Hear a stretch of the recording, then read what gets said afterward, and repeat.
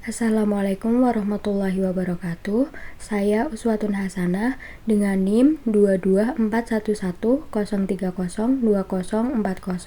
dari kelas 6 HKIA akan menjelaskan hadis tentang sahnya pernikahan.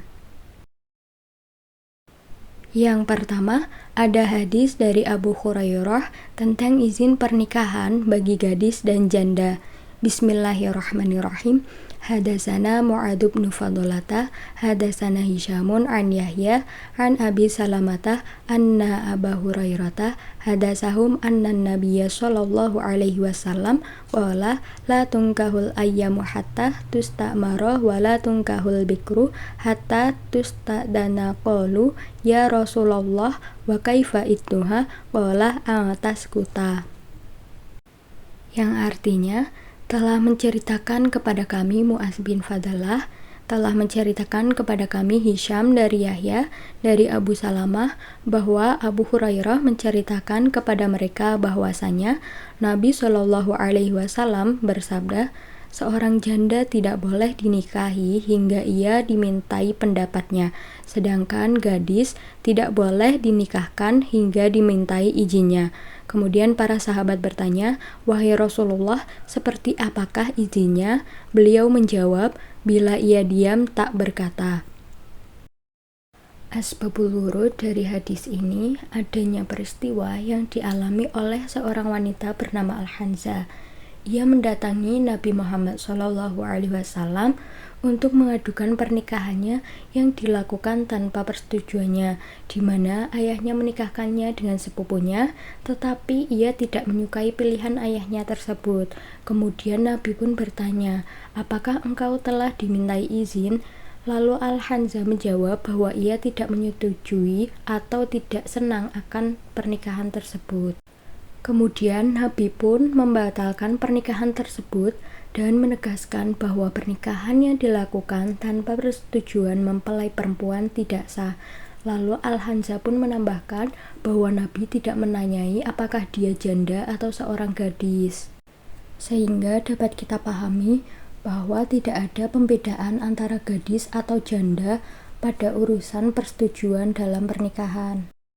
Dapat kita pahami, izin pernikahan bagi gadis maupun janda tidak boleh dinikahkan hingga ia memberikan izin atau persetujuan atas pernikahan tersebut.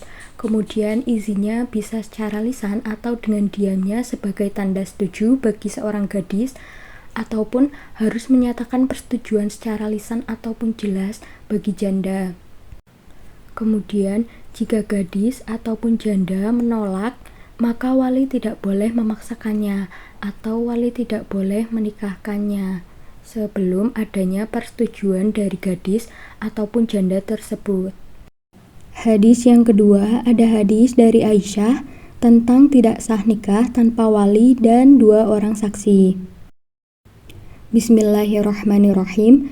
Hadasana Abu Darin Ahmad bin Muhammad bin Abi Bakrin, hadasana Ahmad bin Husain bin Abadin Nasa'i, hadasana Muhammad bin Yazid bin Sinan, hadasana Abi an Hisyam bin Urwah an abihi an Aisyata qalat qala Rasulullah sallallahu alaihi wasallam la nikaha illa biwaliyi wa syahidai adl. Rawahu Daruqutni Ibnu Hibban. Artinya, Abu Dar Ahmad bin Muhammad bin Abi Bakar bercerita kepadaku dari Ahmad bin Husain bin Abad al-Nasa'i, dari Muhammad bin Yazid bin Sinan, dari ayahnya, dari Hisyam bin Urwah, dari ayahnya, dari Aisyah. Aisyah berkata bahwa Rasulullah Shallallahu Alaihi Wasallam bersabda, tidak ada nikah tanpa wali dan dua saksi yang adil. Hadis riwayat Daruqutni dan Ibnu Hibban. Dari hadis ini dapat dipahami bahwasannya tidak ada pernikahan yang sah apabila dalam pernikahan tersebut tidak ada wali dan dua orang saksi. Hadis ini menegaskan keharusan adanya seorang wali atau orang yang berhak menikahkan mempelai perempuan, biasanya ayah, kakek, atau kerabat laki-laki terdekat dalam garis nasabnya, atau dalam keadaan tertentu, perwalian juga dapat jatuh pada wali hakim. Kemudian ditegaskan pula adanya 2 orang saksi yang adil sehingga dapat memastikan bahwa pernikahan berlangsung secara sah dan diakui oleh masyarakat. Dari hadis ini pula, tidak sah suatu pernikahan apabila tidak ada seorang wali ataupun 2 orang saksi. Mungkin cukup sekian penjelasan dari saya terkait hadis tentang sahnya pernikahan dari hadis Abu Hurairah dan juga hadis dari Aisyah tersebut. Terima kasih.